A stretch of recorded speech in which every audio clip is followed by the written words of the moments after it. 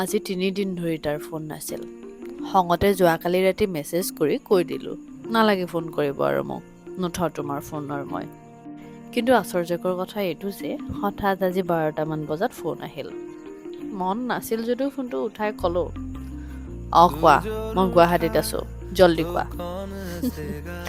মই তোমালোকৰ গুৱাহাটী লাইনৰ তিনিআলিত। তেল শেষ হৈছে গাড়ীত, বটল এটা তেল ভৰাই আনিব লাগিছিল। মই একে জাপে বিচনাৰ পৰা উঠি খঙতে ক'লোঁ, নোৱাৰোঁ মই, ইমান সোনকালে যাব, কমচে কম 10 মিনিটটো লাগিব।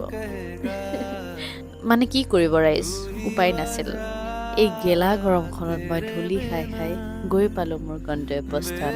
পিছে আপোনালোকৰ জ্ঞাতাৰ্থে জনাওঁ যে মই মৃন্ময় দাদাৰ ছেকেণ্ড চইচহে আছিলোঁ। বেচেৰাই মোক লৈ বহুত কেয়াৰ কৰে। গেলা গৰমত অলৰেডি ক'লা পৰি যোৱা তৃষাজনী আৰু ক'লা হৈ ৰাতি আন্ধাৰত ওলালে মানুহে নেদেখিব বুলি